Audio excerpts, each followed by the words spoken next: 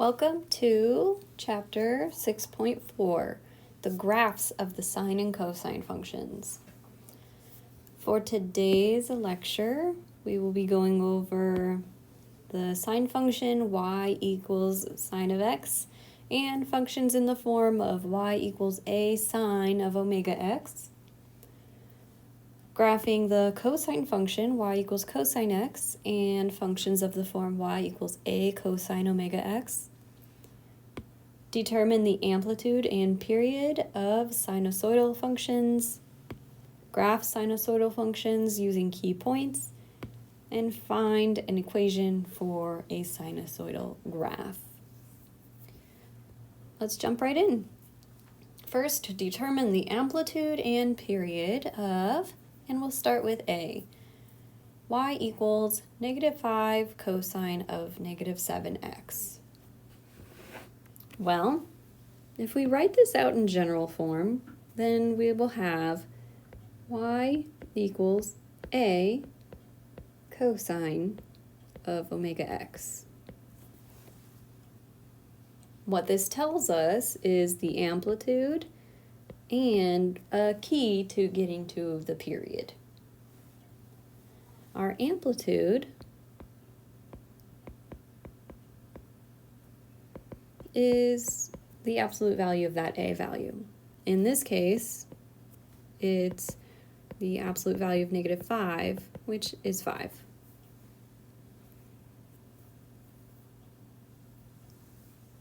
Next, we're going to look for the period,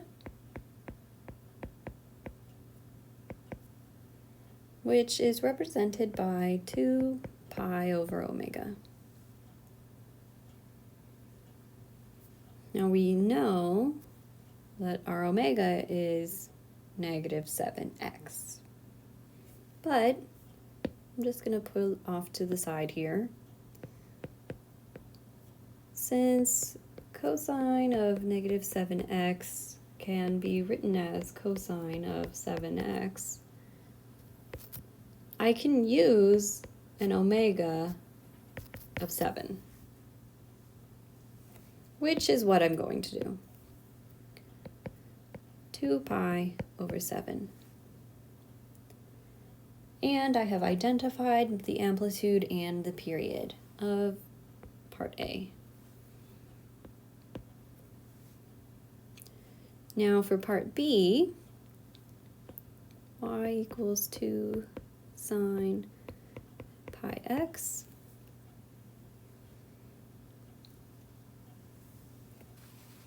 In general form, we have y equals a sine of omega x. Our amplitude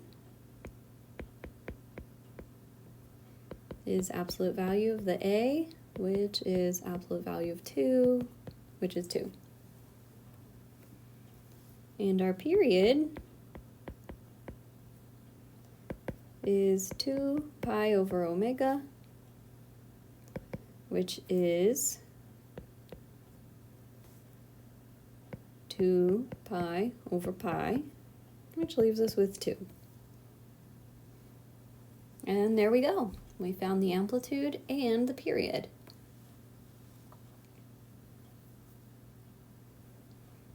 Now, these things help us to sketch the graph of the function. And we're able to do that because now we know amplitudes, which are stretching our graph. So in terms of sines and cosines, we're seeing some kind of a wiggly thing. And the amplitude tells us how high and how low are they going.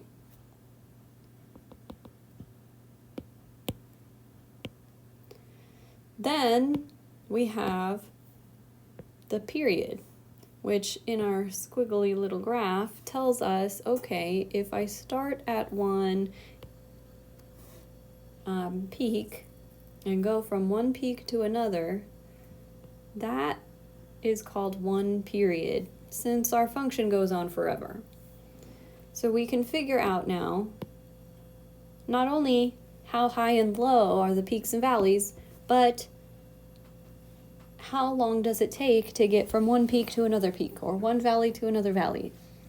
So we're finding amplitudes, which are how high and low, and the period, which is how long does it complete one cycle. So let's sketch the graph of each function, and we can label key points as we go along. We have y equals -3 sine of pi x. Well, we know that our amplitude is 3, and doing the same math that we did before, our period is 2. What does this tell us? Well, this tells us that our graph is between -3 and 3 on our y-axis. And it also tells us that the cycle that begins at 0 would end at 2. So that's the first cycle to go from the beginning until it goes through one full complete time. It would go at 2.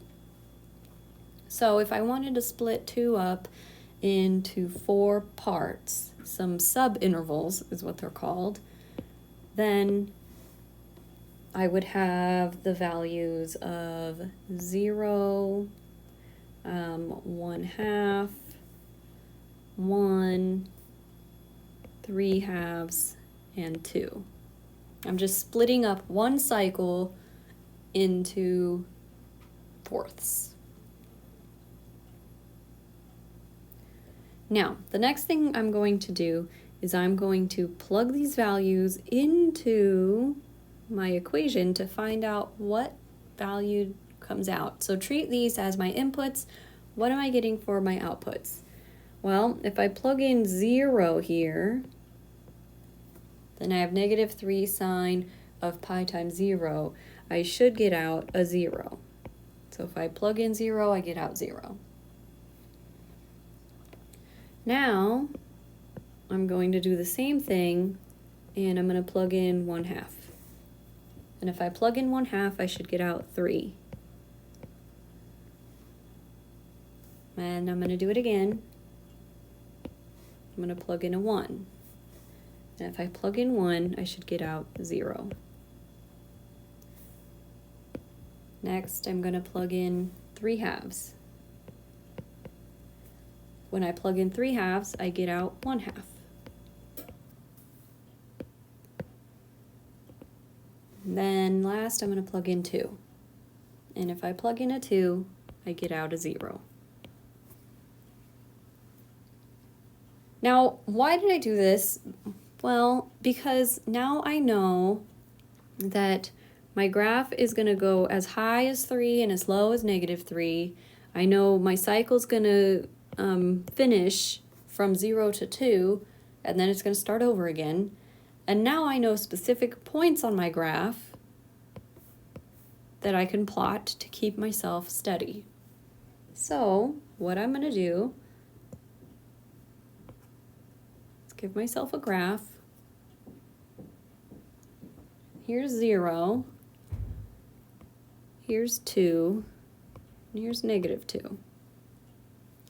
I'm also going to put 1, -1, 1/2, 3/2, -1/2, -3/2.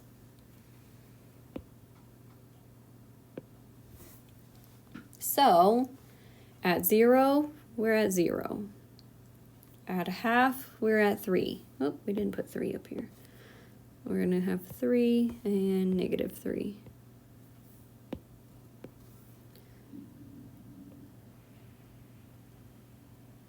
At 1, we're at 0. At 3/2, we're at 1/2.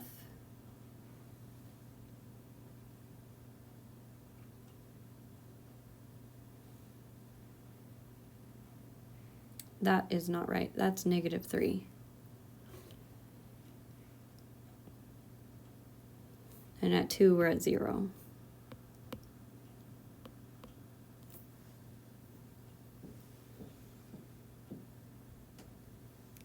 And we're actually going to see it continue on the other side as well. And just by connecting these, we will get our sine function.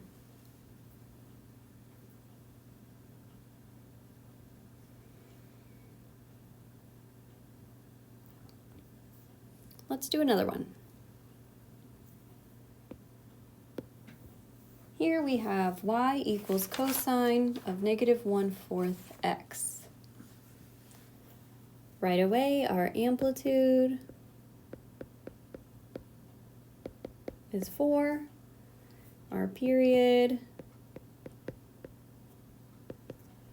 is 2 pi over -1/4, which is 2 pi times 4, which is 8 pi.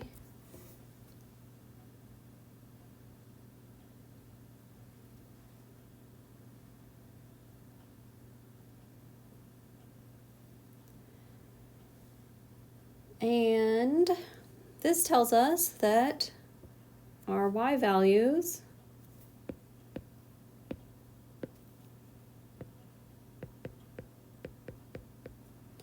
are from -4 to 4, and one cycle is 8 pi long. Let's find some values between 0 and 8 pi.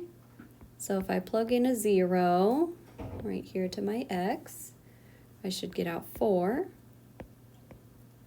If I plug in 2 pi, I should get out 0. Then 4 pi, I should get out -4. 6 pi, I should get out 0. And ending at 8 pi, we'll get out 4. Now we'll be able to graph this.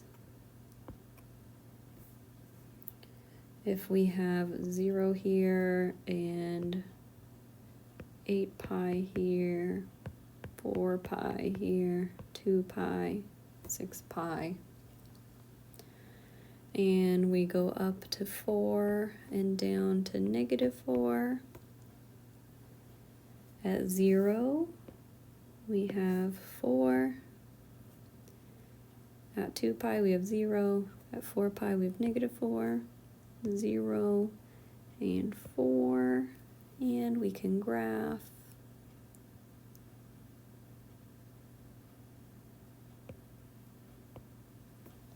And there we go. A nice, beautiful little cosine.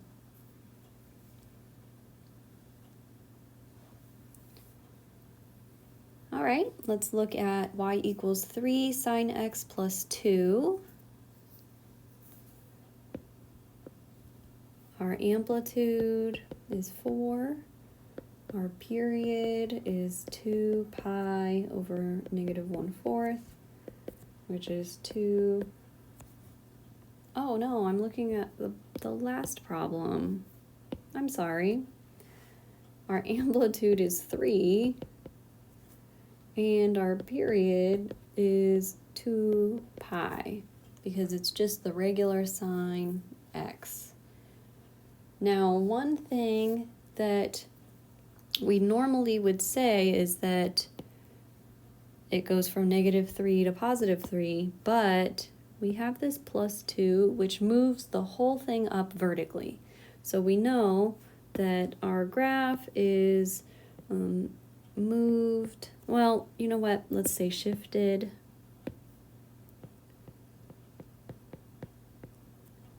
up 2 units. So instead of going from -3 to 3, now our y values go from -1 to 5. And one cycle is 2 pi long.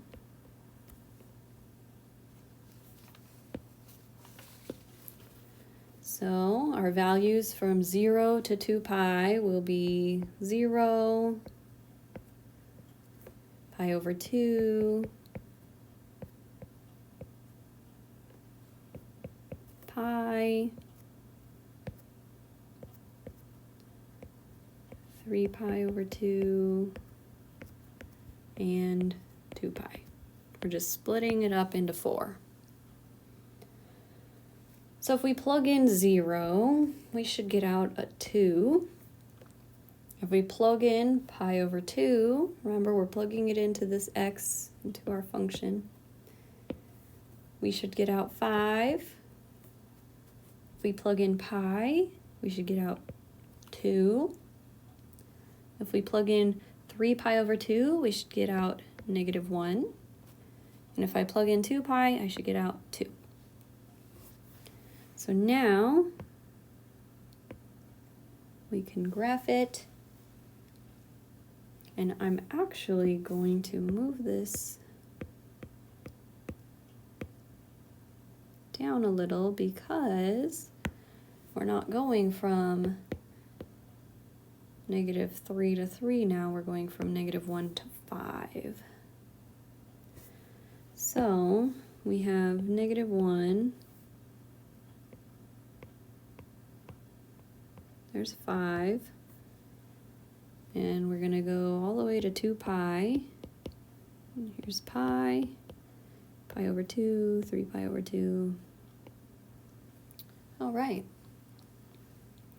We can put our important points at 0, we're at 2, pi over 2, we're at 5, pi, we're at 2, 3 pi over 2, -1, and 2 pi back at 2. And we graph.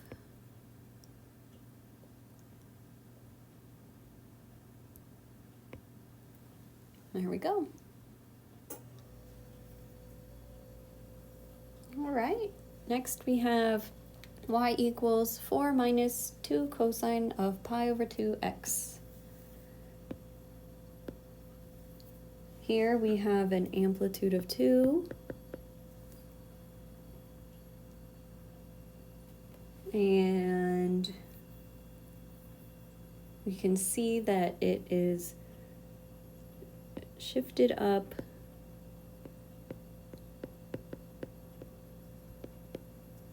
four units. So this tells us instead of going from -2 to 2, we're up by 4, which means my y values go from 2 to 6. My period, 2 pi over 2, which is 2 pi times 2 over pi, which gives us 4. So that tells us one cycle is 4 units long.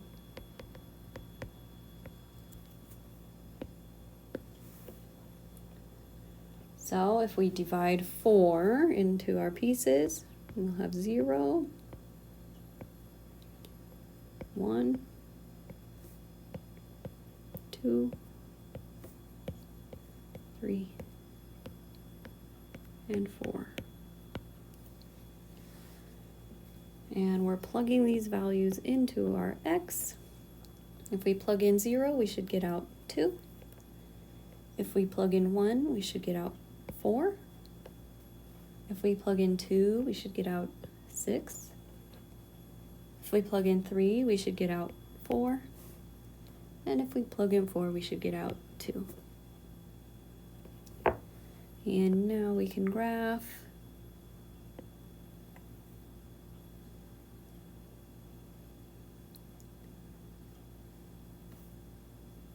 we will have 0 here, 4, 2, 1, and 3.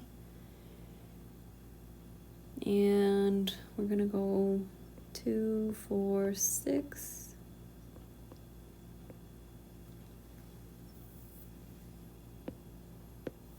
So at 0, we're at 2. At 1, we're at 4. 2, we're at 6. 3, we're at 4. At 4, we're at 2. And there we go. Nice, beautiful little cosine.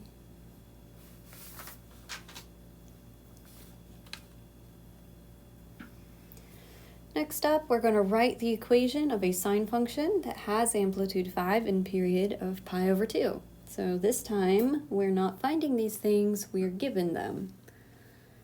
So our amplitude is 5. And remember, our general equation is y equals a sine omega x. So far, this tells us that we have y equals 5 sine omega x. Now remember, we used our omega, and that was 2 pi over omega, gave us the period. Our period is pi over 2, it tells us. So now we just solve for omega. So I'm going to multiply both sides by omega. I'm left with 2 pi equals pi over 2 omega. And then I'm going to multiply this by the reciprocal. Multiply this by the reciprocal. So now I have 4 pi over pi equals omega. So omega equals 4. And so my final equation is y equals 5 sine of 4x.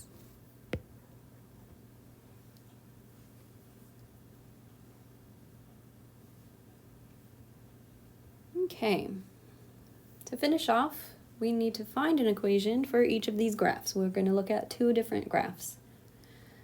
This first one, first I'm going to make an observation. What is my amplitude?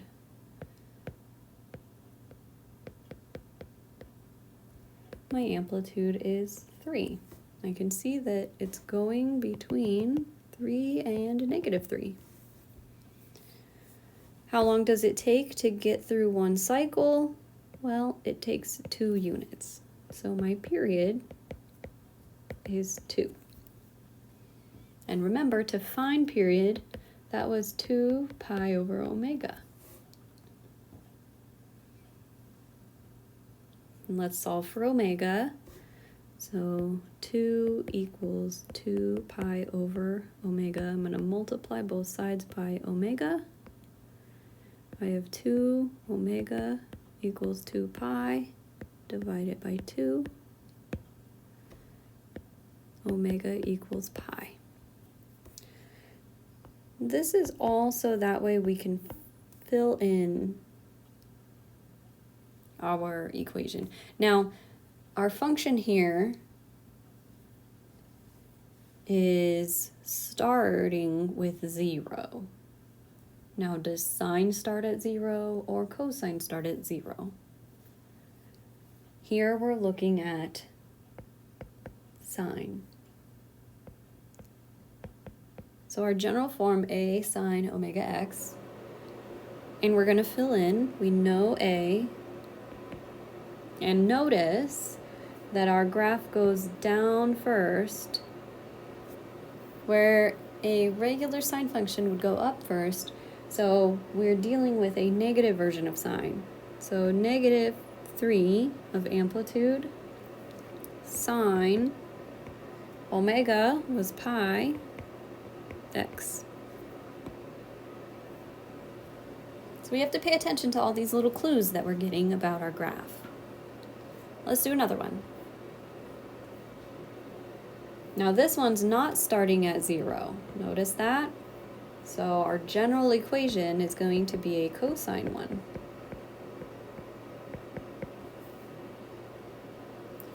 Let's find our amplitude. It goes from -2 to +2, so my amplitude is 2. Period.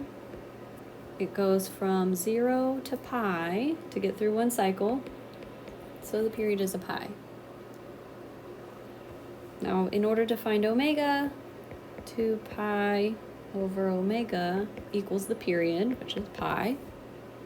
So if I multiply both sides by omega, then I get 2 pi equals pi omega, and I divide by pi, I'll be left with omega equals 2. So I can fill in my general equation with 2 cosine 2x. And those are the examples I have for section 6.4.